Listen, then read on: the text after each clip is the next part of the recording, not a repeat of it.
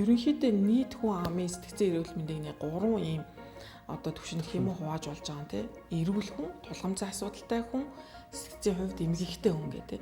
Тэр тулгамцсан асуудалтай хүн маань бол өөрөө юу вэ гэхээр нэг хүний одоо асуудлаас болж маш их олон хүн хямрах эрсдэлтэй. Монгол хүний өөрийнх нь яг тэр менталитетийн онцлог бас яг ингээд өөрөө асуудал бэрхшээл тохиолдохоор нэг хүн дээр ирээл тэрийг ингээд ярина гэдэг бол айгүй тийм шин соёл, шин бас дадлахгүй юу. Тийм учраас хүн бол харилцан нөлөөллийн амьтан учраас зөвхөн өөрийгөө бодож өрөн шийдвэр гаргана гэдэг нь ерөөсөө зөв биш. Эерэг байна уу, сүрэг байна уу тэр мэдрэмжүүдээ гаргах, илэрхийлэх гэдэг нь айгүй чухал. Эцэг ихтэй үгээ хэлж чадаагүй. Хамт олонтойгоо байхдаа тэгж байж чадаагүй. Хайны жилдээ тэр үгээ хэлж чадаагүй гэдэг нь дандаа ийм цагтай холбоотой ийм алдаанууд байх нь шүү дээ тий.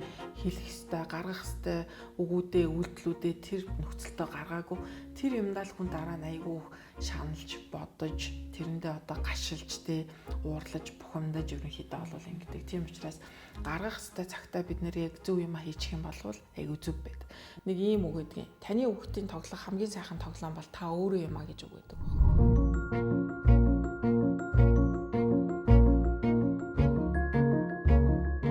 Бидний нэвтрүүлэг яг нэг амралтын өдрөөр үзэгчдэд хүрдэг. Тэгээд бид нэвтрүүлгээрээ дамжуулаад айл болох нэг тийм хүнд хэрэгтэй зөвлөгөө мэдээллүүд, эерэг мэдээллүүдийг түгээхийг хичээдэг л дээ. Гэхдээ одоо би бас яг нэгэнтээ одоо сэтгэл судлалын хүнтэй ярилцж байгаа гэдэг утгаараа асуумаар санагдлаа. Яагаад вэ гэхлээр сая одоо өнгөрдөг 9 сард одоо өнгөрсөн 1 жилийн хугацаанд нийгэм маш одоо ихээр цочроосон тэр гэмт хэрэгүүдийн одоо шүүх хуралдаан боллоо. Тэгээ энэ дээр ингээд нөгөө хүмүүс пүү пэ папа гэж ингээд бүгдээрээ тэгж байгаа тийм. Гэтэл ер нь хүн яагаад тэгж амар зэрлэг штеп юм бэ? Хүнээс яг яагаад тийм амар хэрцгий үйлдэлүүд гарах болд юм бэ? Энд бас тодорхой хэмжээний шалтгаан байгаа бах тийм. Энэ дээр одоо чинь сэтгэл зүйчд ямар дүгнэлттэй байдаг бол. Тий. Тэгэхээр илэрлэл нь бол одоо нийгэмдэр маш их олон янзын төрөл бүрийн илэрлэл байж болно. Тэрнийг үүсгэж байгаа тэр суур одоо ялангуяа нийгэм сэтгэл зүйн шалтгаанууд тэр дотроо макро болон микро шалтгаанууд гэж байгаа. Тэгэхээр микро шалтгаан гэдэг маань илүү тэр хүнийг төрхөөс ахуулаад нас бие магадгүй хүртэл ямар тийм бичил орчин өөрөө тэр хүнийг ухтаж хүлээж авсан бэ. Ялангуяа саяны тэр хэлж байгаа тий нөгөө хэр зэрэг сэтгэл хөдлөлийг нь ойлгож мэдэрч исэн бэ, хэр зэрэг ойр байсан бэ, ямар хүмүүжлийн арга барилаар хүмүүсийг одоо тий хүнийг ерөнхийдөө одоо хүмүүжүүлсэн бэ, нөгөө тэр сэтгэл хөдлөлийг нь хэр зэрэг гарах гэдэг ямыг нь ойлгож хүлээж ав сонссон бэ, анхаарал байсан уу, эсвэл ингээ үл хайхарж исэн үү тий тэр хүүхдэд тоглож байгаа тоглоомод одоо жишээлбэл байсан уу гэдэг ч юм уу те энэ болгон тэр нарийн деталь хэсэг маань нөгөө тэр хүний бүрдүүлээд байгаа микро орчин маань болж байгаа. Эцэг эхийн хүмүүжил за тэгээ сургууль цэцэрлэгийн одоо бүх шатны боловсролын байгууллагын тэр үжижсэн мэдээллүүд гэдэг ч юм уу те нөгөө талдаа юу вэ гэхээр макро орчны нөлөөлөл буюу тэр хүн өөрийн нийгмээс ерөнхийдөө хүмүүс ямар мэдээллийг аваад яг яасан бэ гэдэг өөрөө айгүй чухал. Тийм учраас нөгөө мэдээлэл өөрөө нийгэмдэр бас яг ямар байх ёстой вэ гэдэг хэмжээ ялангуяа макро орчны ерийг нь бол тэр нөлөөлөл рүү орж байгаа. За гэхдээ судлаачдын хувьд үзэж байгаагаар юу вэ гэхээр макроос илүүтэйгээр бас яг тэр микро орчны нөлөөлөл айгүй чухал онцлогтой юм аа. Хичнээн энд одоо юу гэдэг макро орчин өөрөө тийм хэцүү байлаа гэд нөгөө талдаа тэр өсөж төрсөн яг тэр бичил орчиндоо хүн өөрөө зөв арга барилыг эзэмссэн болвол ерөнхийдөө ингээд бие авч явах буюу өөрийгөө удирдах асуудал шийдвэрлэх чадвар нь бол байж гинэ гэж үзэж байгаа. За энэ дээр би голлох зүгээр нэг 2 имийг хэлье гэж бодож байна. Хамгийн нэгдүгээр таны хүүхэд ямар тоглоомтой вэ? Таны хүүхэд тэр тоглоомороо тоглолтгүй. За тэгэхээр юу гэхээр бидний ихэнх одоо хүүхдүүдийн маань тоглоомод нөгөө бодит буюу барьдаг ийм зүйл байж байгаад ер нь бол шилжил тэгээд одоо зөвхөн нэг ийм технологи буюу ийм дэлгэцтэй л тоглодог болчихлоо шүү дээ тийм. Тэгэхээр тоглоомоор давал одоо дамжуулж хүн өөрөө яадаг юм бэ гэхээр ерөөсөө яг сэтгэл хөдлөлөө илэрхийлэх айгүй чухал зүйл нь өөрөө тоглоомын үйл ажиллагаа гэж. Тэр хүүхэд бол өөрөө тоглоомтой байх хэвээр тоглоомдоо идэвхтэй хандж явах хэвээр. Тэр тоглоомд бол 2 буюу түүнээс дээш хүн ер нь бол заавал оролцдог. Тэр хүүхдийн өөрийнх нь сэтгэл хөдлөл танин мэдгүй хэл яриагээд бүх юм нь өөрөө тоглоом дээр гарч идэг. А бид нэр болохоор одоо яасан бэ гэхээр хүүхдэд нэг гой тоглоомод авч өгвөл тэгэл тэрийг тэндээ орхичдаг. Тэр үн хүүхэд нь тоглож ийн үгүй юу гэдэг дээр ч анхаарал хандуулахаа болсон гэсэн. Авыг ихлээр л аваад өгчдөг үү? Аваад өгчдөг. Гэрт гоё тоглоомод байж идэг. Тэгэхээр юу гэхээр нэг ийм үг гэдгийг таны хүүхдийн тоглох хамгийн сайхан тоглоом бол та өөрөө юм а гэж үг гэдэг байна. Аав ээжийн маань анхааралч гэсэн ер нь бол ерөөсөө төвлөрөхгүй. Анхаарлын маш их сарнилтай, өөртөө маш их ядарсан байна. Тийм учраас буцаад хүүхдүүдийгээ сонсох төр боломж нь айгүй хязгаарлагдсан.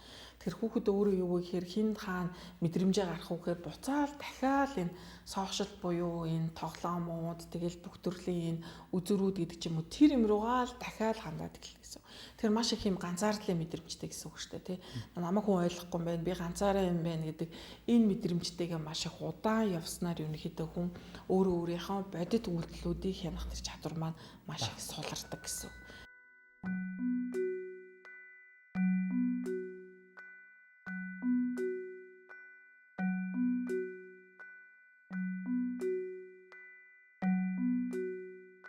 Таны хувьд яг сэтгэл судлалын салбарт гэдэг юм уу те мэргэжлэрээ ажиллаад хичнээн жил болж байгаа вэ? Хэр удаж байгаа вэ да? Сэтгэл судлалын практик салбарт ажиллаад энэ жил 21 дэх жилдээ ажиллаж байгаа. Тий. Бас нэлээ утсан байна шүү дээ. Бараг анхдагчдын нэг юм гэж хэлэх үү? Тий, ер нь практик салбартаа баг анхдагчдын нэг гэж хэлж болохоор ягаад гэвэл сэтгэл судлалын шинжилгээ ухаан маань өөрөө аюу Монгол улсад бол залуухан. Тэгээ би бол 2004 онд Монгол Улсын их сургуулийг төгссөн. Тэрнээс хойш тасралтгүй яг сэтгэл судлалын практик салбарт ажиллаж байгаа. Тэгээд биднийг төгсөж байгаа үед бол ер нь сэтгэл судлалын ийм төв гэдэг ч юм уу те сэтгэл судлаач дээр очих хэвээр эсвэл ийм мэрэгжилтэн яаж ажилдаг вэ гэдэг тийм одоо загвар гэдэг ч юм уу өмнө бүрдсэн тийм түүх бол ер нь бол байгаагүй гэсэн. Тэгэхээр ер нь бид нэр өөрсдөө ингэж төгсөөд илүү энэ салбартаа мэрэгжилтэн болж ажиллахын тулд ер нь бол яг ийм барууны жишгийн дагуу одоо үзүүлэлт төр бүлчлэгийг нэвтрүүлэхийн тулд яг ямар байх ёстой вэ гэл тэгэл ерөнхийдөө бол нэлээд одоо юу гэдэг чи нөгөө хийх ёстой юмнуудаа төлөвлөх ёстой юмнуудаа төлөвлөл ингэж ажилласаар гал 21 жил болсон байна.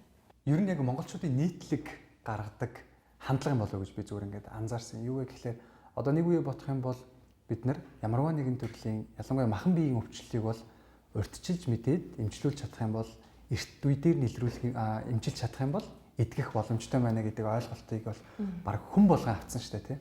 Тэгсэн хэрнээс яг тэрийг амьдрал дээрээ хэрэгжүүлж чадчихна уу гэдэг дээр бас жоох учир дутагдaltaй юм шиг санагдаад идэв. Тэгэхээр ер нь одоо бас нэг үе бодох юм бол за сэтгэл зүй гэдэг зүйл бол асар чухал юм байна. Хүн яг өнөөдөр ямар хэмжээнд яаж амьдрах вэ, яах вэ гэхэд бас сэтгэл зүйн нөлөөлөл бол асар чухал юм байна гэдгийг хүн болгон мэддэг болчихж байгаа. За тэгэнгүүтлээ сэтгэл зүйгээ хяндаг бай, сэтгэл зүйгээ доктортой байлгыг, эрүүл байлгыг гэдэг дээрээ хэрэгжүүлж чадчихна гэвэл бас ямар нөлөөтэй байгаа бол гэдгийг танаас тодорхойлохыг хүслээ л дээ. За яахын аргагүй ер нь бол тийм бид нар яг эрүүл мэнд биеийн эрүүл мэнд гэдэг үгийг ер нь бол яг өөрсдөө хичээл хэлсэн шиг яг илүү бие мах бодны талаасаа ер нь бол илүү тодорхойлж авч удаж одоо үзээр ирсэн тий. Тэгэхээр ер нь бол яг энэ хүний бие эрүүл мэнд гэдэг чинь өөрөө бие махбодын болоод эргээд яг сэтгэл зүйн эрүүл мэнд хоёр маань хоёулаа яг хамтдаа маш их чухал юм байна буюу энийг хамтд нь нийлүүлээд ер нь эрүүл мэнд гэж хэлж байгаа юм байна гэж ингэж ойлгож байгаа. Тэгэхээр энэ сэтгэл эрүүл бол буцаад баг бие эрүүл байх гэдэг шүү дээ тий.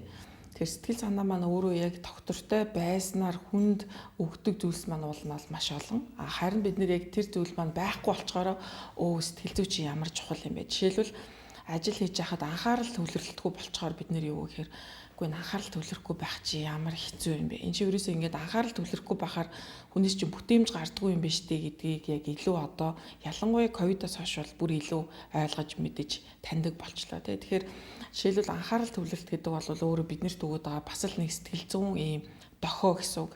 Ер нь бол төвлөрөхгүй байвал чи ер нь өөртөө жоохон анхаарах хэрэгтэй юм шүү. Ер нь сэтгэл санаа чи юу болоод байна?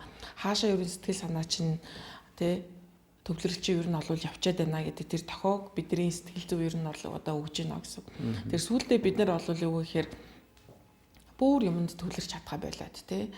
Тэгээд одоо юу гэдэг чинь гараас өрөөсөө юу ч харахгүй байна. Өглөө босоод ажилдаа явдаг. Оройд ихтэй ирэхдээ би ямар ч бүтээмжгүй тэрэндээ айгу санаа зовоод байна гэж бас сэтгэл зүйчдэр ерөнхийдөө бол ирж байгаа. Тэгэхээр энэ маань бидний сэтгэл зүгээс өгж байгаа маш олон төрлийн тохионуудын нэг хэсэг нь л одоо анхаарал сарнилтаар ерөнхийдөө бол ирж байгаа.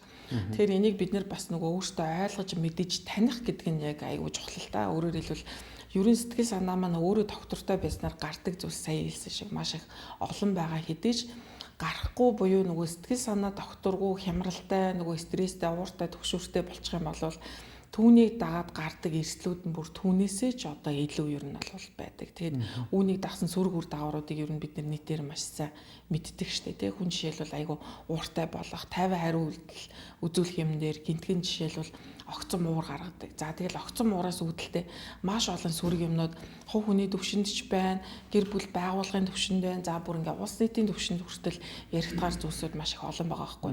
Тэр нь юу гэхээр бид нэр сэтгэл зүйн тэр байдал хэм хэмжээ маань болохгүй байх шүү гэж дахин өгөөд ахад нөгөөдгөө анзаарахгүй болчих үсттэй, дажиг үсттэй гэдэг тэр мэдрэмжээрээ өөртөө одоо юу гэдгийг зүгээр хий ингээд найдвараараа ерөнхийдөө олвол явдаг. Тэгэхээр хөвчлийн сэтгэл зүйчдэр бас яг ирж байгаа хүмүүстэр тэр мэдрэмжтэйг нэлээд удаан явж байгаад ерөнхийдөө олвол ирдэг гэх юм. Болчих واخ гэж айгүй их найддаг.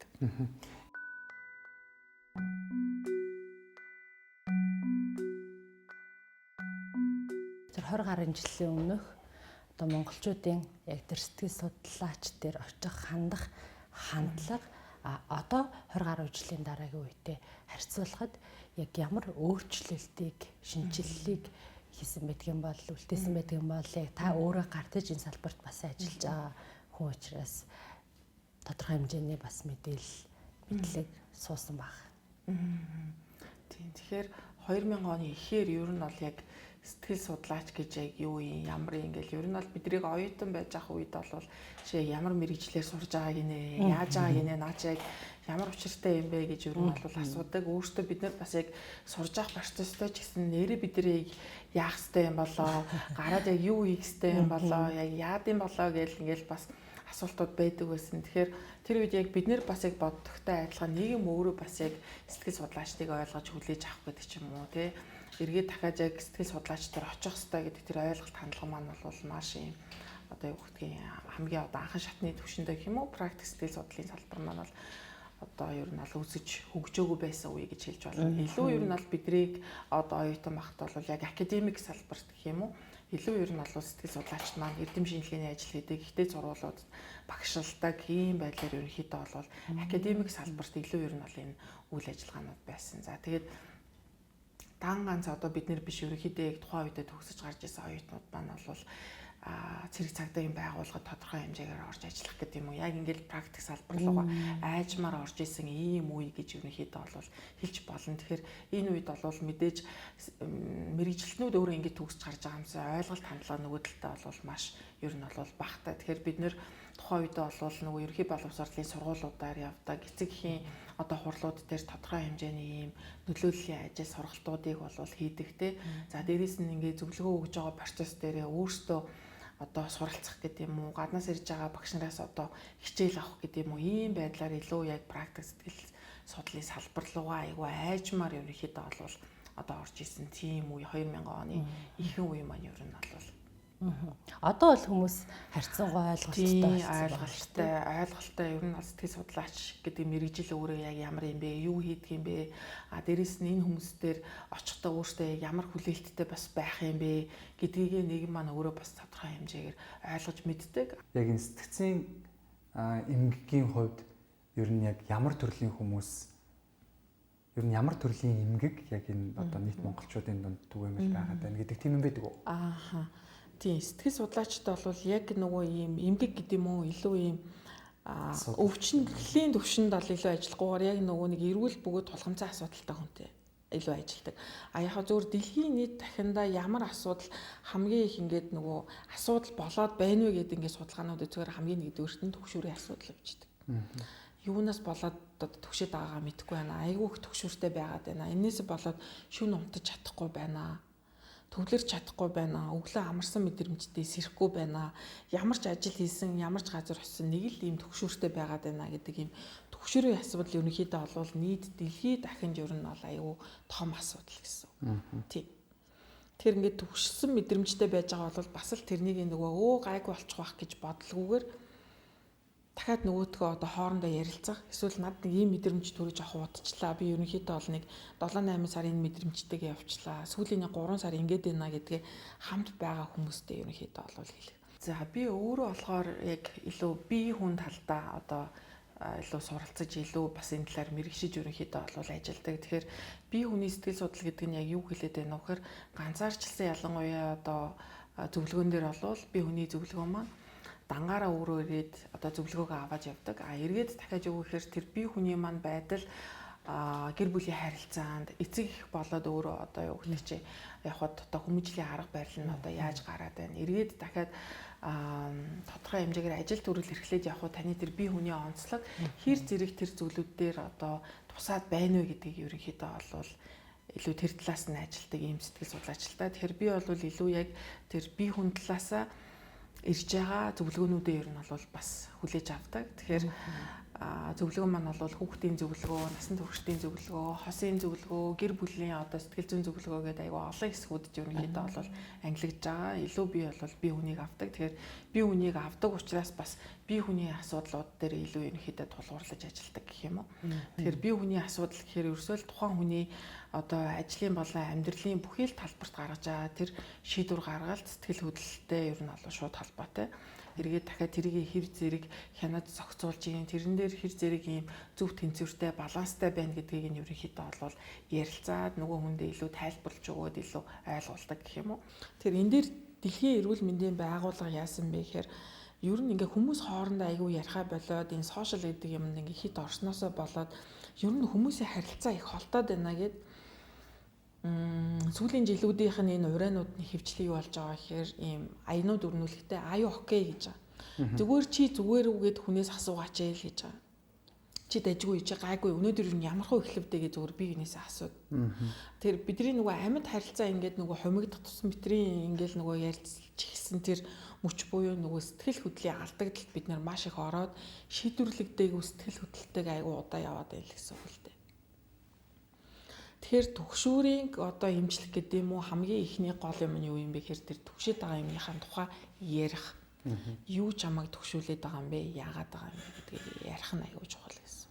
Тэр ер нь бол сэтгэл судлаачдыг зөвлөгөө гэдэг утгаараа бид нар чинь надад ер нь бол зөвлөгөө өгөх юм байна гэж бас жоох ойлгох гэдэг. Тэгэхээр сэтгэл судлаачийг шууд зөвлөгөө үзүүлэхээс илүүтэйгээр ерөнхийдөө бол илүү тэр хүнийг маш сайн ойлгоод сонсоод тэрнийхэн дараагаар илүү нөгөө нэг ажиллах хэрэгтэй байгаа зүйлүүдийг нь илүү хамтдаа ярилцаад тэр одоо дүгнэлтүүдийг нь ерөнхийдөө бол хэлдэг. Тэгэхээр эргээд дахиад нөгөө хүн маань тэрийг бодоод дүгнээд эргэцүүлснийхэн дараагаар дараагийн зөвлөгөөнийхөө цагийг товлох уу, эс товлох уу гэдгээ ер нь бол шийддэг гэсэн.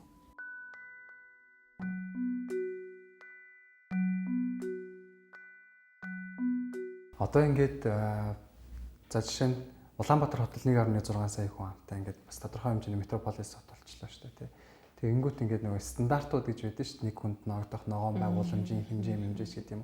Яг түүнтэй нэгэн адилаар одоо жишээ 1.6 сая хүнд ногдох одоо эрүүл мэндийн байгууллага гэдэг талаас нь авч үзэх юм бол сэтгцийн одоо ийм одоо үйлчлэгээ үзүүлдэг байгууллага ер нь юу байх ёстой вэ? Хэр түгээмэл байх ёстой вэ? Ялангуяа манай дээр жишээ нь одоо яг тийм хангалттай төвшөнд байж чадчих байгаа. Жишээ нь төрийн байгууллага за Сэмүтээс өөр байдаг уу? Тийм сэтгцэн эрүүл мэндийн үндэсний төв маань бол хамгийн том одоо үйл ажиллагаа явуулж байгаа. Ер нь бол одоо сэтгцэн эрүүл мэндийн тусламж үйлчилгээг үзүүлж байгаа одоо 3 дугаар шатлын хамгийн том одоо эмнэлэг маань ээж байгаа. За тэгээд дүүргүүд дээр бол дүүргийн сэтгцэн кабинетууд ээж байгаа. За 2022 оноос эхлээд ерөнхий боловсролын сургуулиуд дээр сэтгэл судлаачд буюу одоо яг сургуулийн сэтгэл судлаачд бас яг ажиллаж эхэлж байгаа.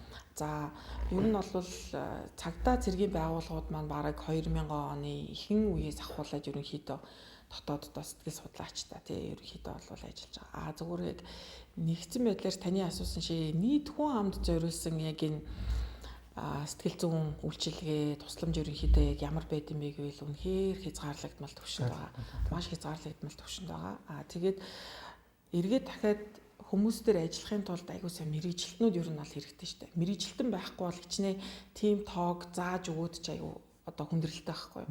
Тэгэхээр Монгол улс маань бол өөрөө нэлийн сүүлд ер нь бол сэтгэл судлаач мэрэгжилтнийг бэлтгэж эхэлсэн. Нийгмийн эрэлт хэрэгцээ аягүй хүндэр болоод идэг. Хүмүүс аягүй стресс бухимдалтай сэтгэл зүйчийн одоо үйлчлэгийг авах хэрэгцээ өндөр байгаад идэг. Нөгөө талдаа нийлүүлэлт буюу яг тэр мэрэгжилтнүүд өөрсдөө байх ёстой. Өөрсдөө тэр юу гэдгийг зах зээл дээрээ те нийгэмдээ өөрсдөө байрших ёстой. Байрсан мэрэгжилтүүд маань чанартай үйл ажиллагаа явуулах ёстой гэдэг. Тэр хоёр маань одооноос л нэг арай нэг жоохон одоо нэг жоохон чигдрэх юмдаа орж байгаа гэсэн. Сэтгэл судлалын үйлчилгээний маань нэг онцлог өөрөө юу вэ гэхээр нэгдүгээрт бол нууцлалын зарчим хамгийн нэгдүгээр зарчим, хоёрдугаарт нь юу гэхээр сэтгэл судлаач дээр ирж байгаа хүн өөрөө сайн дурын үндсэн дээр ирэх хэвээр. Тэрээс хин нэгэн хүний шахалтаар биш, одоо эцэгийнхээ шахалтаар биш те. Эсвэл одоо юу гэдэг өвөр хүүхдийнхээ шахалтаар биш. Тэр хүн өөрөө яг сэтгэл судлаачдаар ирья гэдэг тэр өөрийн сайн дурын үндсэн дээр хүсэлтэд гаргаад ирж байгаа энэ байдал маань бол тодорхой хэмжээгээр ийм чанарын ахиц гэдэг юм уу тэр шаардлагыг ерөнхийдөө бол хамгийн наад захын шалгуур үзүүлэлт гэж ерөнхийдөө хэлж болохоор гэсэн. Тэгэхээр ийм чанарын өөрчлөлтүүд жил ирэх тусам гарч байгаа буюу өөрөө сайн дурын үндсэн дээр хандж байгаа энэ хүмүүсийн тоол бол нэмэгдэж байгаа. Гэхдээ нийгэм маань өөрөө бас нөгөө талдаа юу гэхээр зөвхөн сэтгэл судлаачдын нэг зөвлөгөө өгдөг гэдэг бас байдлаар жоохон ойлгох гээд байх шүү. Тэгэхээр сэтгэл судлалын мэргэжил маань өөрөө хүн хаан байна, тэнд оршиж байгаа мэргэжил. Тэгэхээр жишээлбэл одоо юу гэдгийг спортын сэтгэл судлал гэдээ байж гэн тий нийгмийн сэтгэл судлал гэдэг нийгмийг бүхлээр нь одоо тодорхойлж авч үзэж байгаа тэнд болж байгаа бүх элементүүдийг нь ямар байгаа вэ гэдгийг судалж байгаа судалгааны ажил хийдэг сэтгэл судлаачид байна. Яг бие хүний сэтгэл судлал гэж байна. Зөвлөгөөний сэтгэл судлал зөвлөгөөний одоо энэ ажил маань бол практик сэтгэл судлалын салбарын нэгэн ерөнхийдөө хэсэг байгаа. Тэгэхээр энийг зөвхөн сэтгэл судлаачид зөвлөгөө өгдөг гэдгээр ерөнхийдөө бол ажил маань бол хязгаарлагдахгүй. Гол зүйл маань ер нь бол судалгаа шинжилгээний нэрээр суурилдаг гэж ойлгож байна.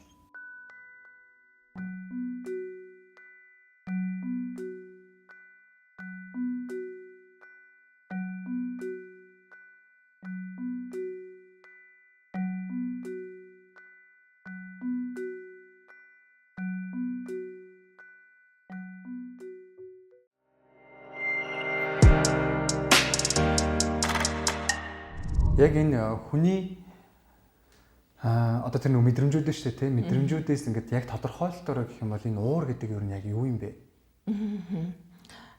Уур гэдэг бол ерөнхийдөө сөрөг сэтгэл хөдлөл гэж байгаа. Сөрөг сэтгэл хөдлөл. Энэ сөрөг сэтгэл хөдлөл маань л хүнд байх ёстой гэвэл байх ёстой. Гэхдээ энэ маань ингээд давтамжин жишээлбэл нэмэгдээ тий. Ерөөсө ууралгүйгээр хариу үйлдэл үзүүлэх бүх юм дээр ууртайгаар хариу үйлдэл үзүүлээ тий. Давтамж гэдэг маань үзүүлж байгаа тэр нөгөө зай маань хит ойрхон байгаад ингээд ирэх юм бол энэ бол анхаарлын тэмдэг гэсэн үг. Тэрнээс одоо юу гэдгийг юмд ингээд үнэхээр уур хүрмээр юмд уурлна гэдэг бол тэр хүний байх ёстой юм байхгүй юу? Нөгөөдг маань байх ёстой хэмжээнээс ингээд хэтэрчих юм бол тэр хүн уурын менежмент хэрэглэх буюу уурыгаа ер нь бол одоо анхаарах хэрэгтэй болсон байна. Уур бухимдлаа зохицуулах хэрэгтэй болсон байна гэдэг тэр тохио. Тэгэхээр бид нар нөгөө нэг тэр давтамжийг нь анхаарахгүйгээр хүн чинь уурлах хэрэгтэй юм чи яах вэ? Тэгэл одоо ууралж илээ. Хүүхдүүдийг хүртэл ууртай юм чи наа чи ингээл уурлж байгаа л гайг болчдөг гэдэг. Явуулаад байдаг гэсэн. Одоо тэр нөгөө нэг хим хэмжээ гэдэг байгаа шүү дээ тий. За энэ чинь бас нэг ууранд тодорхой хэмжээний хэмжээ байх хэрэгтэй гэдэг. Тэрийг одоо яаж тодорхойлох вэ? Жишээ нь өдөрт тэдэн удаач гэдэг юм. Ямар нэгэн тийм юу гэж байдаг вэ? Стандарт гэж. Энийг юугаар хэмжиж болох вэ гэхээр ерөнхийдөө өөртөө болон бусдад энэ хэр зэрэг ерөнхийдөө нийцтэй байна уу гэдгийг л тодорхойлж байгаа. Таны эргэн тойронд байгаа хүн ер нь чи ингээ уурлаад байгаа юм шүү. Эсвэл тэр хүнтэй байхаас хүмүүс ингээ зайлц хийгээд ирдэг ерөнхийдөө шиг ууртай юм чи ер нь яриад ирэхгүй юм шүү. Ер нь бол энэ хүнтэй ажил явуулахад өөрөөр хэлбэл тэр хүндээ биш тэр хүний уурнаас болоод хүмүүс ер нь тэр хүнтэй харилцах байдлаа зогсоогоод байвал энэ тэр хүний ажил амьдралд ерөнхийдөө асуудал болж байна гэж.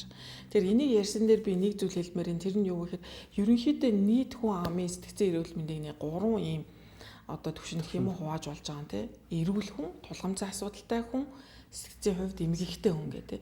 Тэр тулгамцсан асуудалтай хүн маань бол өөрөө юу вэ гэхээр ер нь бол өөрт асуудал байгаа гэдгийг мэдж байгаа. Гэхдээ өөрөө тэр өөрийнхөө ухамсараар шууд тэр асуудлаа шийдэж чадахгүй байгаа хүн гэж.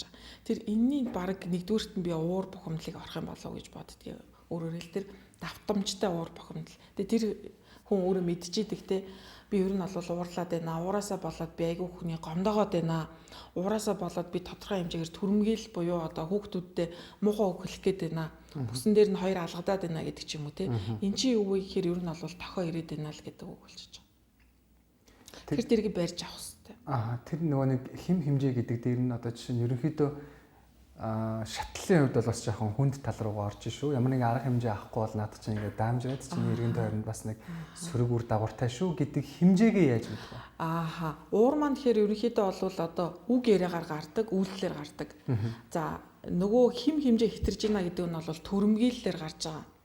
За жишээлх юм бол одоо юу гэдэг чинь зүгээр тайван хэлэх ёстой үгийг айгүй ойрлож хэлэх, хашгирч хэлэх. Энийг бол юу гэхээр төрөмгийлэл гэж хэлж байгаа. Тэгэхээр өөрийнхөө үгэнд оруулахын тулд илүү төрөмгийгээр захирангуугаар тэр хүмүүс юм уу, хүүхдүүдтэй юм уу, эсвэл одоо эргэн тойрны хамт ажиллаж байгаа, хамтран ажиллах хэрэгтэй гэдэг ч юм уу те. Тэр төрөмгийлэлээ гаргаж эхэлж байгаа гэсэн үг л дээ. Жишээлбэл одоо юу гэдгийг хүмүүс ингээд нойр мутагаас юм уу эсвэл хоол мутагаас болоо уурладаг штэ тий. Тэрийг бол бид нэр ойлгодог. За ингээд уурчлаа гэж тий. Нэг хүмүүс таньдаг штэ. Нойроо авчих юм бол хоолоо идчих юм бол зүгээр өөрөө тавьширч. Гэтэл тэрийг ингээд нөө төрөмгийлэлтэйгээр гаргаад байна уугүй юу гэдэг нь өөр асуудал гэсэн үг л тий. Одоо маш их хашгираа тий. Жишээлбэл хоол идэх цагаасаа ингээд хоошилжоо тэр нь одоо өөрөө өөрт нь нэгээр уур бухимдал төрүүлж байгаа бол тэргээ төрөмгийлэлтэй байдлаар илэрхийлж байгаа бол энэ маань уур бухимдал биш яг төрөмгийллийн буюу нөгөө уурынхаа хэмжээг даваа явчлаа шүү гэдэг тэр хим хэмжээг эвдэж явчлаа гэсэн үг. Яг уурлах гэдэг юм бол ингэчих юм бол бас тодорхой хэмжээнд үр дүнгээ өгдөн шүү гэдэг нэг тийм арга барилыг хэлж өгөөч. Тэгэхээр энэ маань нөгөө нэг тэр имийг тэгэхээр тэгнэ гэдэг нэг юм арга буюу ийм нэг дараагийн менежмент нь болчиход байгаа. Тэгэхээр наан сэтгэл зүйчид юу зөвлөд байна нөхөр ерөн зүгээр юу таныг уурлуулдаг вэ гэдгээ л эхлээ мэдгэж байгаа. Юу болохоор та ер нь ууралдیں۔ Ямар юмд дургуутдیں۔ Ерөн та юуг аягүй таашаадаг юм буюу тэр сэтгэл хөдлөөс өмнөх зүйлүүдээ мэдчих юм бол хүмүүс бол илүү тэрэн дээрээ дараагийн арга хэмжээнүүдээ авч болно. Тэгээд тэрийгэ хүмүүс бас мэдчихийдэг. За би ингэж жишээлбэл юу гэдэг чинь өдөртөө ямар нэгэн байдлаар 30 минут ингээд алхачих юм бол одоо миний уур бухимдал айгүй буурдаг гэдэг ч юм уу те. Эсвэл би ингээд юу гэдгийг кофе уучих юм бол ийм байдаг гэдэг ч юм уу ингээд дараагийнхаа ямиг мэдээддэг. Тэгэхээр наан нь юу юм бэ гэхээр ерөн зүгээр юу таныг тухгүй болгох те. Ямар шинж чанартай хүмүүс таныг уурлуулад байдгийг гэдэг энийг мэдчих юм бол ерөнхийдөө илүү тэрэн дээр бид нар зөв арга барил хэрэгжүүлж чадна гэх юм уу.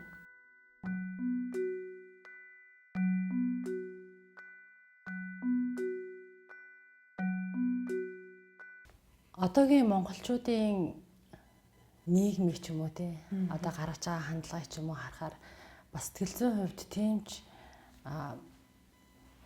одоо юу гэдэг нь байх ёстой хэмжээнд бас байхгүй байгаа юм шиг ажиллагддаг л да. Ялангуяа сошиалтэй уур бухимдал илэрхийлж юм. За мэдээж яг бидний бас амьдарч байгаа орчин нөхцөлөөс энд нөлөөтэй л байгаа.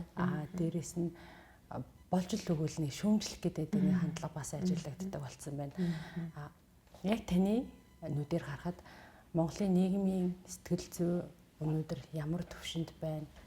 Хэрвээ дундаас доош орчихсон байгаа бол үүнд юу нөлөөлөд байна те? Тэгэхээр альва нийгмийг бол маш их олон хүмүүс за тэгээд бүлгүү тодорхой институтууд ер нь бол бүрдүүлдэг. Тэгэхээр энэ нь бол юу гэхээр юм зүгээр замраагүй хүмүүсийн бөөгнөр л бол энэ маань биш шүү дээ те. Тодорхой юм чи ингээд юм систем байж байгаа. Тэр системүүд өөрсдөө яг яаж бүрэлдсэн бэ, яаж тогтсон бэ гэдэг чинь өөр айгүй чухал. Өөрөөр хэл жишээлбэл боловсролын систем өөрөө яг ямар байгаа юм.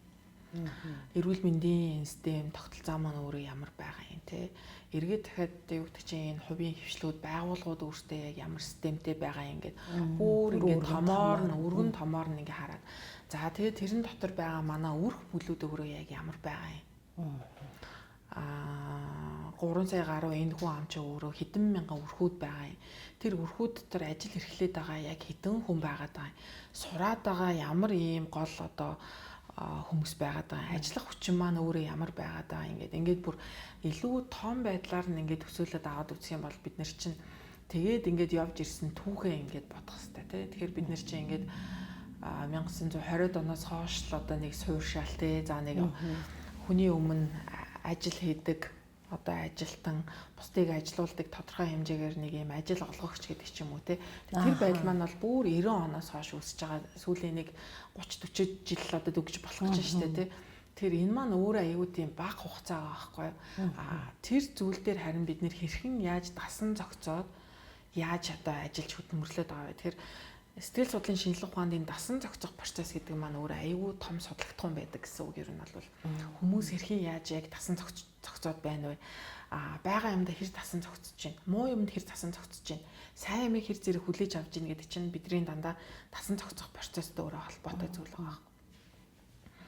Тэгээд ингээд аваад үзэх юм бол ийм амьдралынхаа хэв маягийг ингээд өөрчлөөд тэгээд ийм суурьшмын соёлд ороод за тэгээд сургууль, боловсрал, эрүүл мэнд гэдэг тэр үйлчлэгээнүүдийг аваад бид нэр 100 жил болж байгаа гэхээр чинь тэр одоо иргэншилд ороод бид нэг зарим нь 3 үеэлд өгж үзэх гэж шүү дээ тий. Ер нь бол тэгэхээр энэ дунд чинь маш их олон ийм алдаанууд, дутагдлууд, за тэгээд өөрчлөх ёстой юмнууд, хүлээн зөвшөөрөх ёстой юмнууд, хүлээн зөвшөөрч үйл болох юмнууд гэдэг ингээд ерөөсөө айгүй олон ийм өөрчлөлтүүд, шинжилтүүд, сайжруулах ёстой зүйлүүд гээд гарч байгаа. Тэгээд тэр болгон дээр л гарч байгаа ийм хүний сэтгэл хөдлөл өөрчлөлтүүд байгаа байхгүй. Тэгэхээр бид нэр яг энэ яг нийгмийн сэтгэл зүйн яг том бүтцээрээ яг тэгж авч үзэж бүгдээрээ ер нь яг чадчихээн үү, үгүй юу гэдэг зүйл маань л өөр айгүй чухал гэсэн.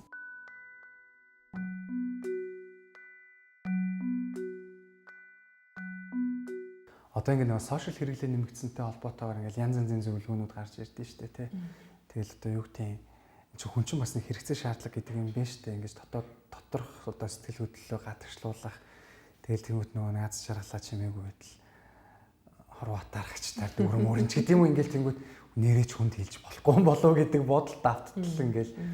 Тэгэхээр эднэр ер нь яг одоо тийм хэр тийм таатай зөвлөгөөнүүд вэ? Ер нь зүгээр ингээд чимээгүй л бай. Ер нь ингээд чимээгүй л байхгүй бол нөгөө цагаан хайлам, хар хайлам гэх ингээд янз янзын нөлөөллүүд ороод ирчихэж байгаа шүү дээ тий. Тэгэнгүүт л ингээд хийх гэж байгаа за чимээгүй л байж даа гэл ингээд дотгошоогоо ингээд хадгалаад байх нь өөрөө бас надад ямар тийм нөлөөтэй байх уу ч гэдэг юм уу. Ааха.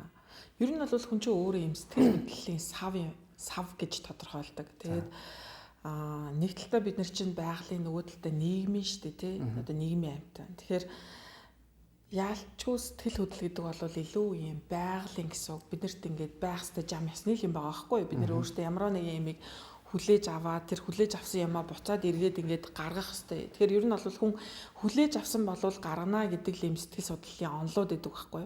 Ямар ч мэдрэмж байсан тэрийг бид нэр ингээд өөртөө боловсруулад тэг бити дотор нь үлдээ ер нь бол гаргаа гэж байгаа. Яагаад гэвэл сэтгэл хөдлөлийн савч өөрөө ер нь бол ингээд дүүрдэг гэж үздэг. Тэгэхээр би бас ингээд зөвлөгөөн дээр ирж байгаа хүмүүстэй тэр талаас нь илүү сэтгэл хөдлөлийг ойлгохыг бас хичээдэг. Өөрөөр хэлбэл зүгээр ингээд Монгол ёсоор гэдэг ч юм уу те нэг ингээд айгүй сайхан юм айраг байгаад нөгөө айргагээ бид нэг савн дотор хийгээд те тэгээд ингээд тавиад за энийг ер нь бол гаргах хэсгүүгээ тавьчвал тэр ер нь яг юу болох вэ?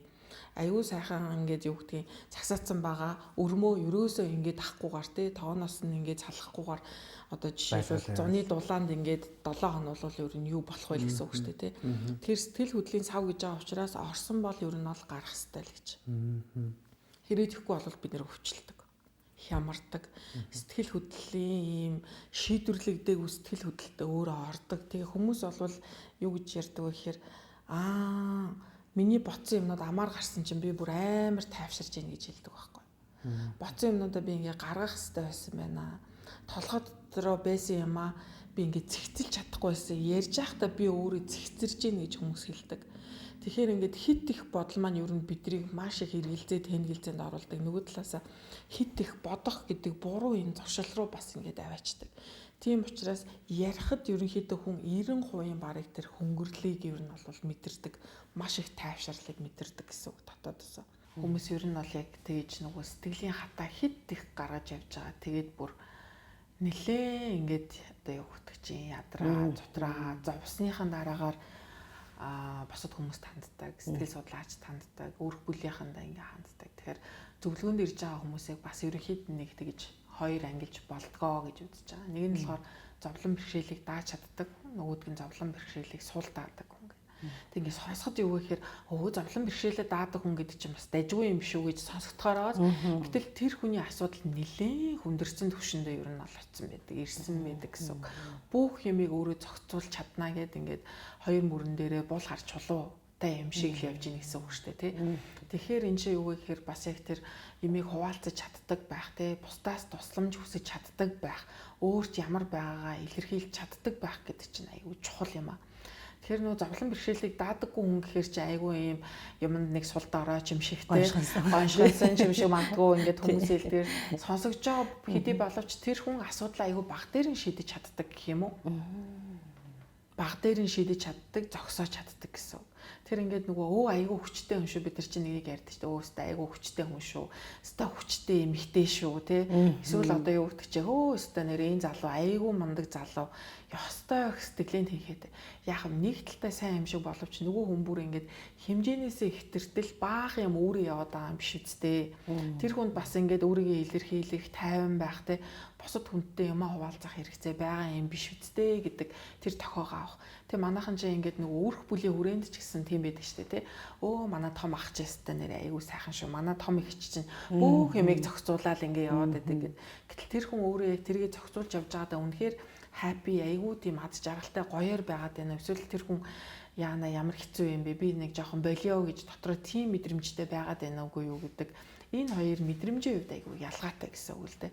Тэгэхээр айгүй тийм юм болгон дээр ингээд явж идэг, юмны төрөнд гүйж идэг, айгүй сэтгэлийн хаттай юм шиг тэр хүмүүстэй бас бид нэр буцаагаад та гаагүй юу, яаж юм, миний тусламж хэрэгтэй юу, бидний тусламж хэрэгтэй юу гэж асуудаг байгаасаа, ярьдаг байгаасаа хүнд тийм үг ерөөсөө илүүддэггүй гэж үздэг тий.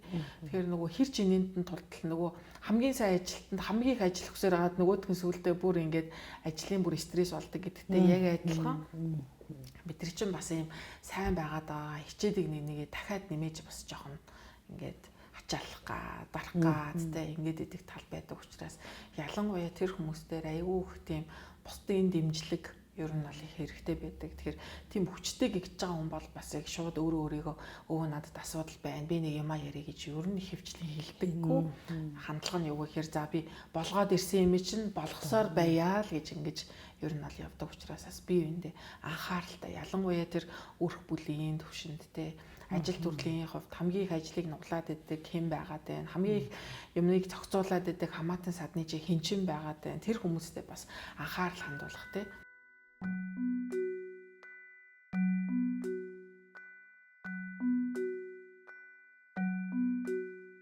Тэгэхээр нөгөө монголчуудын нэг юм гоё үг гэдэг штеп.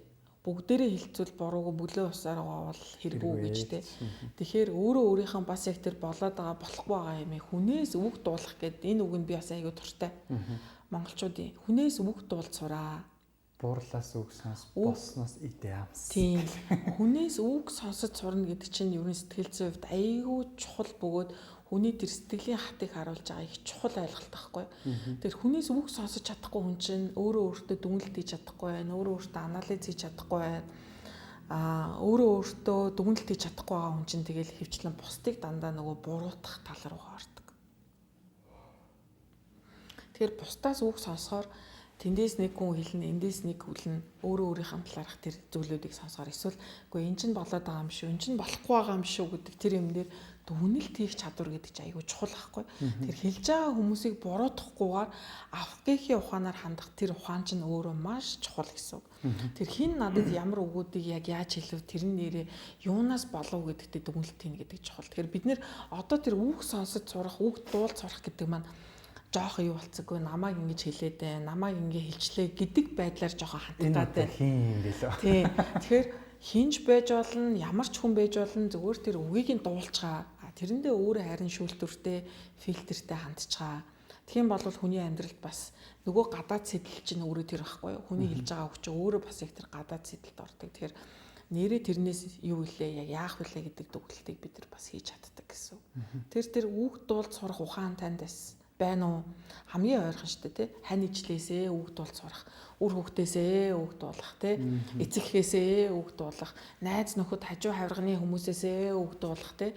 За бүр магадгүй юу гэдгийг дүүч хүртэл танд нэг юм хэлээд байвал тэр чинь бас нэг юм анзаарчаал хэлээд байна гэсэн үг. Тэгэхээр бусдаас үг дуулж сурна гэдэг бол их чухал ер нь бол ухаан, тий. Бас мэдрэмж гэж хэлмээр байна.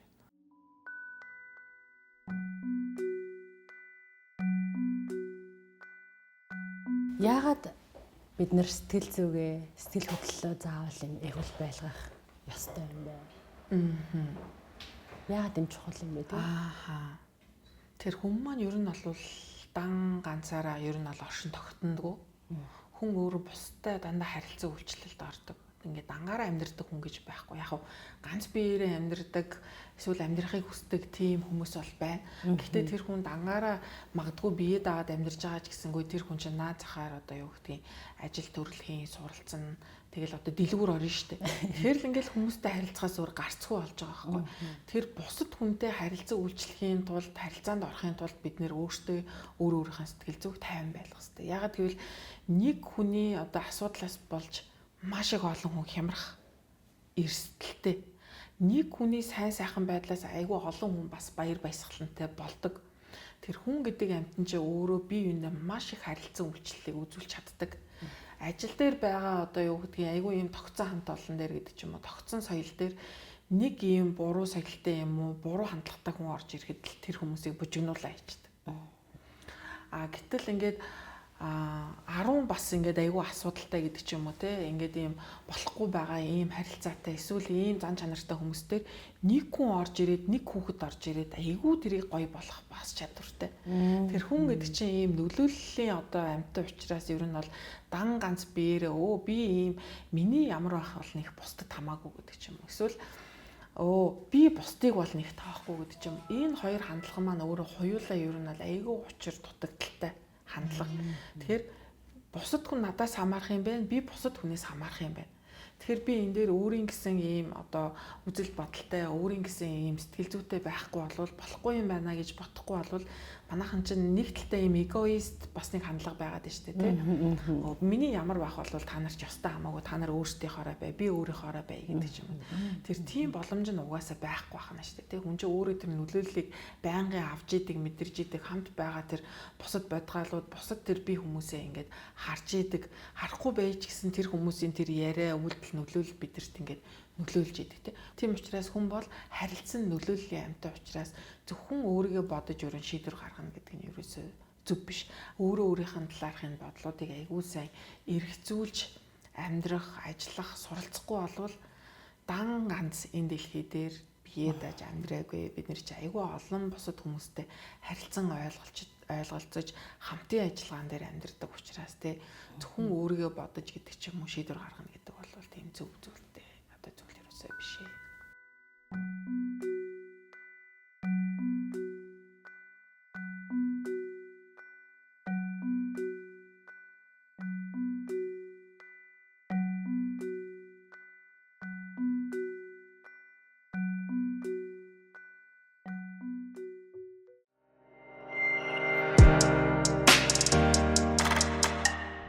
Энэ одоо үе гэж байгаа шүү дээ, тэ. За ингээд өсвөр нас 10-аас 20 нас гэдэг юм, 20-аас 30 нас, 30-аас 40 нас гэдэг ингээд амьдарч явах энэ цаг хугацааны насны ингээд үеүүдээс ахуулаад хүмүүсийн одоо тэр сэтгэл хөдлөл, сөрөг сэтгэл хөдлөлийн асуудлууд нь өөр байдаг уу? Эсвэл ерөн зүгээр ингээд одоо юу гэдэг дэлхийн нийт хүн амын 30-аас 40 наснуудын хүмүүсийн хувьд сэтгцийн асуудал ийм байна гэдэг юм байдаг уу?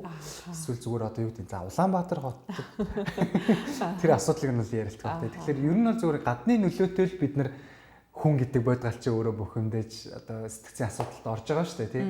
Тэгэхээр ер нь яг энэ нийтлэг байд юм уу? Эсвэл зүгээр яг одоо тухайн өөрийн хүрээлэл, өөрийн орчноос шалтгаалж өөрийгөө тэгж бухимдуулж байдаг уу? Энэ маань өөрөө хувь хүний төвшөнд ч байна. Эргээд дахиад нийтлэг утгаараа буюу ер нь хүнд энэ нас гэдэг зүйл чинь өөрөө нөлөөлдөг юм байна гэд нас зүйн сэтгэл судлал гээд тийм одоо сэтгэл судлалын салбар ч гэсэн өөрөө байдаг гэсэн үг л дээ. Тэгэхээр тэр нь юу хэлээд байна вэ гэхээр жишээлбэл нөгөө дөнгөж хүүхэд төрсний дараагаас ахуулаад ерөнхийдөө ямар ийм сэтгэл зүйн хэм маягууд ер нь одоо байдгийн бэ гэдэг ийм судалгаанууд байж байгаа гэсэн үг. Тэгэхээр дөнгөж төрсөн хүүхэд маань бол өөрөө юу гэхээр нэг орчноос хамгийн тайван орчноос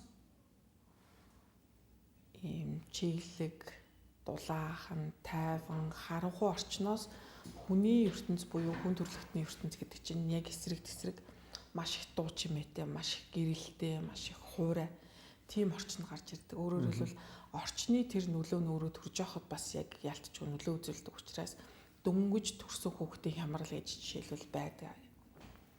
Тэгэхээр энэ нийтлэг бүх дэлхий дээр төрж байгаа хүүхдүүд ерөнхийдөө ол ижил гэсэн үг. Тэгэхээр 2015 оноос өмнө бол юу вэ гэхээр нэраг ер нь дэлхийд даяараа ер нь юу вэ гэхээр ээжээс төрлөө хүүгийн таслаад Тэгээд угаахаар ерөнхийдөө авч яваад ээж дээр нь буцааж авчирдаг яг ийм ижил ийм техниктэй юм уу байсан бол тэрнээс хойш маш их олон судалгаанууд дээр ингээд суурлаад яаж өөрчлөгдсөн бэ гэхээр хүүхэд төрлөө хүүгийн таслалаа шууд ээж дээрээ нэг цаг заавал байна гэж байгаа. Энэ маань юу вэ гэхээр нөгөө хүүхдийн одоо нөгөө нэраа хүүхдүүдийн эндэгл айгу өндөр яагаад гэвэл ингээд тэр саяын хэлсэн тэр эрсдэс орчноос гарахаараа хүүхэд айгу стресст ордог юм байна гэдгийг судлаачид тогтоосон гэсэн үг. Тархины хөгжилт нь айгу сөрөг байдаг. Тийм учраас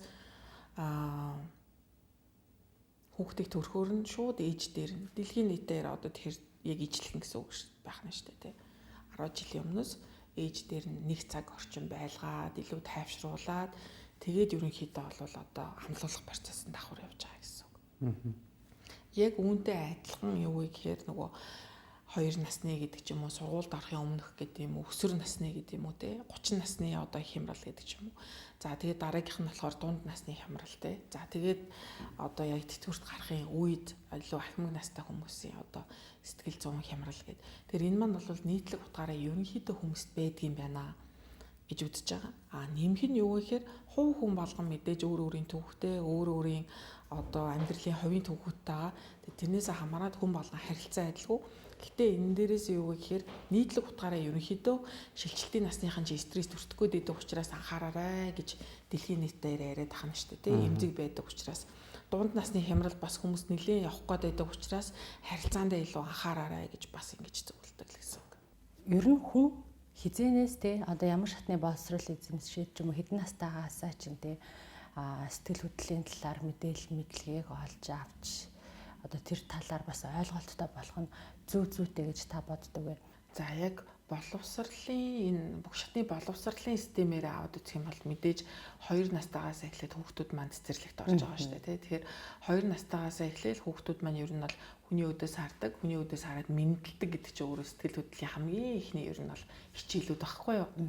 Тий. Тэгэхээр нэг хөөрхөн юм юунууд бичлэгүүд байдаг шүү дээ. Багш нь ингээд алгаараа зогсож байгаа эсвэл сайн байна уу гэж байгаа. Энэ болгон ч өөрөө юу гэхээр тэр сэтгэл хөдлөлийг хөгжүүлж байгаа айгу чухал хэсгүүд гэсэн үг. Ерөөсөө л хүний сэтгэл хөдлөл гэдэг чинь өөрөө юутай нийлж явдаг вэ гэхээр дандаа харилцаатай нийлж явдаг. Тэгээ сайн байна уу гэд багшийнхаа үдээс хараад нүдэрээ ингээд толгой тогчно гэдэг бол одоо мэдчилж байна гэдэг бол энэ бол сэтгэл хөдлөлийн эхний нэг хичээлүүд ороод эхэлж байна гэж ингэж ойлгох. Энээс өмнө болохоор юу юм бэ гэхээр хүүхэд өөрөө төрж байгаа шүү дээ тий. Тэгээ ээжтэйгээ одоо яг үтгч чинь ингээд энэгшээд ээжийнхаа мөөмийг жишээлбэл ингээд хөгж байгаа. Тэгэхээр эндээс хүүхэд ерөнхийдөө бол ингээд бүр нэраа үеэс эхлээл сэтгэл хөдлөлүүдийг аягүй сайн мэдэрж идэг. Эргэн тойронд яг яаж ирж гин ямар өнгөйсээр ирж гин гэд нүдний хараа шууд ингээд бүрлдэгөө айгүй сул байдаг учраас хүүхдүүд ерөнхийдөө бол арьсаараа болон чихээр маш их одоо мэдээллийг ер нь бол авдаг гэсэн. Тэгэхээр энэ үед гэрийнхний одоо тайван хоорондоо ярьж байгаа энэ хүүрнэж ярьж байгаа яриануд болвол өөрөө тэр хүүхдийг маш их тайвшруулдаг сэтгэл хөдлөлийг нь зохицуулж байгаа нэг айгүй чухал хэсэг. Дараагийнх нь нөгөө нэг арьсаараа ерөнхийдөө бол яг яаж мэдрээд байна уу те эцэг эхийгээ яг арьсаараа яаж мэдэрч байгаа вэ нөгөө бүүэлэх аж ахуйн биеийн дагуу жишээлбэл хүүхдээ ингэж бүүэлэх хөдөлгөөх унтуулах те хүүхдээ өвөр дээрээ авах за тэгээд хүүхдийн нүдний харц харцангуй ингээд тогтоод ирэхээр 2-оос 3 сар дээр нь юу гэхээр хүүхэд ихтэйгээ нөгөө нэг харцаараа холбоо тогтоох маш их юм өндөр хэрэгцээтэй байдаг. Тийм учраас ээж нь одоо хүүхдээ хүүлж явахдаа харцаараа холбоо тогтоох те хүүхэд дөрөвгөө харах. Энэ бол сэтгэл хөдлөлийн маш том хичээлүүд сургуулиуд явж байгаа гэсэн үг. Тэгэхээр бид нар чи одоо тэр юм бас жоохон алдах гэдэг. Тэгэхээр би ялангуяа залуу юм ээж аваадад юу гэж хэлмээр идэг вэхээр яг нөгөө хүүхдээ хүүлж байгаа бол яг хүүхдээ хүүлээ. Уцаа төрд тавьчих. Тэр ингээ гадаа ингээ хүүхдүүдэд аваа сууж байгаа ээжүүд чинь ингээ хүүхдээ өхүүлж байгаа хэрнээ толгой дээр нь уцаа скролд суугаад байна шүү дээ. Тэр эн чинь нөгөө хүүхэд анхан шатны нөгөө нэг сэтгэл хөдлөлийн буюу харилцааны хэрэгцээг авч чадахгүй байна гэсэн үг болж таарж байгаа байхгүй.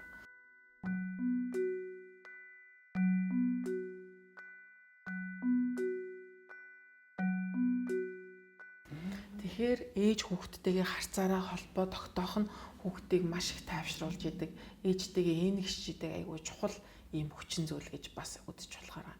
Нөгөө талдаа бүүэлдэг штэ. Энэ бол хүүхдийг маш их тайвшруулдаг. Бас сэтгэл хөдлөлийн нэг айгүй чухал ийм хичээл юм уу эсвэл ийм тасан цогцохтон тусалж байгаа айгүй том дэмжлэг байхгүй. Тэгэхээр ээжүүд хүүхдээ өвөр дээр авахтаа бүүэлэх, аавууд хүүхдээ одоо бүүэлэх, аажуу тавин гоё дуудуулж өгөх гэдэг чинь бүгдээрээ тэр хүүхэд сэтгэл хөдлөлийг ерөнхийдөө мэдрээ явж байна гэсэн. Тэгээд нөгөө хүүхэд маань ингэж чадаагүй хүүхэд маань 2 наснд хүрээд дахиад багшаас айгүй хүч чармалч хартаад эхэлдэг гэсэн үг. Хөөе наашаа хараарай хүү яалуу тэгж хэлээрэй гэдэг юм дээр. Энэ юмаа ингээд аваа явж байгаа хүүхэд маань цэцэрлэгийн насанд харьцангуй айгүй амархан. Одоо ер нь бол явах сэтгэл хөдлөл. Тийм учраас энэ дээр монголчууд бол хүүхдийг бараг дөнгөж төрөөл бараг ингээд нөгөө манцуудаа байхад нь гэдэг шиг 1-2 хоногтой байхаас нь ахуулаад өвөө юм зүгээр шууд. Алуу миний хөө хаа байна? Алуу миний хөө яаж ийн гэж ингээд дүр хүүхдийг бараг төрсөн цагаас нь эхлээд эмээ өвгөнөр настай хүмүүс яриад эхэлдэг шүү дээ. Энэ чи өөрөө юу гэхээр чи хүү юм аа. Чи чинь биеэ даасан хүн шүү гэдгийг зүгээр ингээд төрсөн цагаас нь эхлээд өөрт нь ойлгуулад явж байгаа процесс байхгүй. Тэр нөө залуу аав ээжүүд гайхаад байдаг шүү дээ. Гэхдээ манай хүүхэд хэлээрээ байхгүй. Дөнгөж төрсөн байна. Энэ жаахан хүүхдтэй юу яриад байна гэдэг. Тэгэхээр энэ бол өөрөө сэтгэл хөдлөлийн маш том хичээл, харилцааны маш том хичээлийг уул нь бол хийж байна гэсэн үг. Тэгэхээр ингээд юу гэхээр хүүхэд маань тэр өөрөө өөртөө ярьж байгаа байдлыг одоо ер нь бол тэр орчиндөө итгэх маш их тийм тасан цогцлоор ерөнхийдөө орлуулж ерөнхийдөө хүлээж авдаг. Тийм учраас хүүхдийг ерөөсөө жоохон байна, жижигхэн байна, хилд ороогүй байгаа юм, энэ хөөрхий жоохон амтан манцуутай байхтай юм нэг сонсохгүй байгаах гэж ингэж ерөөсөө бодохгүй. Яг л хүн ямар байх вэ? Тэр бүх одоо мэдрэмж, тэр бүх юмнууд байдаг учраас хүүхдтэйгээ яг ингээд сайн харилцах, сайн одоо сонсох те энэ ингээд ийм жоохон юм чинь энэ дөнгөж нэгэн сартай юм чи үлгэр сонсож чадахгүй гэж ингэж ерөөсөө болохгүй гэсэн үг байна. Ерөөсөө ярих, харилцах процесс тэр төрсэн цагаас өөрөө эхэлдэг л гэж. Нэг ийм үг гэдгийг таны хүүхдийн тоглох хамгийн сайхан тоглоом бол та өөрөө юм а гэж үг гэдэг баг. Ерөн зүгээр яг ингээд нөгөө нэг хүний бодол дотор байгаа, сэтгэл дотор байгаа тэр бүх зүйлсүүдээ ингээд хүн өөрөө яг махан би амаараа ингээд гадагшлуулна гэдэг чинь одоо яг мэдрэмжийнхээ хувьд бол хамгийн оновчтой гэж байгаа шүү дээ тий. Одоо гэтэл тэгвэл бас нэг харьцуулт гараад ирсэн. Тэрний юу гэхэлэр сошиал. Тэнгүүтлээ ингээд өглөө болонгууд л гигэн донголоо өглөө яасан ингээд сошиал дээрээ тавингууд тэр нь ингээд нэг тодорхой реакцуудыг аваачлаа тий. Тэнгүүд л тэндээсээ ингээд нэг мэдрэмж авдаг байлаа гэж бодъё тий. Тэнгүүд одоо яг таны яг хэлж байгаачлан зүгээр л ингээд өглөө хин нэгэнтэй ингээд аз жаргалтаар өглөөний мэнд гээд мэдчлээ. Зүгээр үгээл хин нэг надаас асуух ч гэдэм юм тий. Тэр болгон чи ингээд бас нэг арай өөр л одоо мэдрэмж байх л та тий яг мэдрэмж талаасаа гэдэг лээ. Сошиалын яг энэ хэрэгцээ шаардлага яг одоо оновчтой тэр сонголтод байж чадж байгаа ер нь зүгээр хүн дээр бас нэг тодорхой хэмжээнд юмаа гадагшлуулахад нь тэр үр дүнтэй аргуудынх нь нэг бол ялцчгүй одоо юу гэдэг арга барилын хувьд бол одоо арга мөн үр дүнтэйгээр гаргаж байгаа бас яг тийм нэг аргачлалууд, аппликейшнүүд гэдэг ч юм уу те бас байгаа. Тэр нь ямарваа нэгэн ийм үр дүн байхгүй зөвхөн ийм реакцийн төлөө гэдэг ч юм уу те зөвхөн авж байгаа тэр нөгөө үзүүлж байгаа бусдын үзүүлж байгаа зүрхний төлөө гэдэг ч юм уу эможины төлөө тэрийг хийж ивэл тэр маань өөрөө бурууд явчихж байгаа өөрөө л тэрэндээ бүр донтох юм уу те тэрнийхээ өөрөө хамааралтай болох те байнгын одоо ямар ч утас авах хэрэггүй бийжиж утасаа байнга одоо үзээд байна гэдэг чи өөрөө буруу. Тэгэхээр нөгөө скролдж байгаа тэр энэ байдлаа ингээ хэмжих юм бол хүн чинь өдөртөө бараг л ингээл хэдэн зуун метрийг баг ингээ алхаж явж байгаас илүү энэ 2-3-аараа ерөөсөө ингээ битүү ингээд скроллинг хийж байгаа тэгээ гүйлчихэж байгаа. Эргээд энэ маань ингээд бидний яг анхаарал төвлөрөлтөнд асар хор хөндлөлттэй буюу шүн бид нэр ингээд амархад хүртэл баг нөгөө скролл нь харагдах хэмжээнд очтол тархи ачаалж байна л гэсэн үг. Тэгэхээр өөрөөсөө гаргах хэвээр айгүй олон тэр зүйлсүүдээр бид нэр зөвхөн нөгөө нэг ингээд сошиалыг хэрэгцээгүйгээр ашигласнасаа үүдээд айгүй олон юмыг бас бид нэр үр ашиггүй өнгөрүүлж байгаа. Мэдээж тэрийг яг үр ашигтайгаар сэтгэл мэдрэмжээ өөрөө илэрхийлээ те өөрийнхөө харилцааны тэр орон зайг тодорхой хэмжээгээр нөхөж явж байгаа бол энэ маань бол байж болох зүйл болчихж байгаа. Тэгэхээр юу гэхээр хоногийн 24 цагийн баг 6-аас 8 цагийг нь уцтайгаа байнгын ингэж байж баг л өвөртлөл умтаал баг үнсгээс холгуул одоо байж байгаа бол энэ маань өөрөө асуудалд ер нь орцсон байна. Тийм учраас уцнаасаа ядаж айгүй хол одоо унтах гэдэг ч юм уу уцаа одоо өөрийнхөө гар хүрхгүй газар байршуулах гэдэг ч юм уу те энгийн бас ийм зөвлөгөөнүүд ерөнхийдөө бол байж байгаа. Тэгэхээр тэр тань дээр жишээлбэл хэр байдаг вэ? Таны утас одоо би ингээл хэлэхэд юу гэхээр шүн 5 дахьтаа гар хүрхээр газар уцаа тавьдгүү, хүрхээргүй газар тавьдгүү гэдэг чинь бас л таны утасны хамаарлыг илэрхийлж байгаа. Айгуу чухал үзүүлэлт байхгүй юу? Тэр гар хүрхээр газар тавьж гинэ гэдэг нь бол та хамааралтай биш шүү гэдгийг харуулж байгаа хамгийн ихний үзүүлэлт. Тэр хүн болго хажуудаа тавьж унтдаг байлгүй дээ. Мэдхгүй тэрийг одоо тэгэхээр өөрөөсөө л одоо асууна гэсэн үг шүү дээ тэг хүмүүс маань.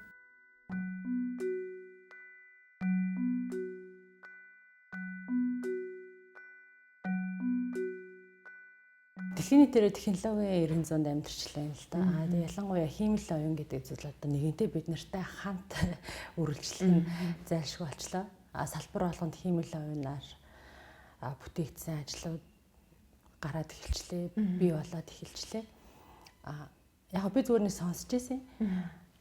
Хамгийн түрүүнд хиймэл оюун ашиглаад ажлын байргуу болох хүмүүсийн сэтгүүлч гэдэг ч юм уу тий.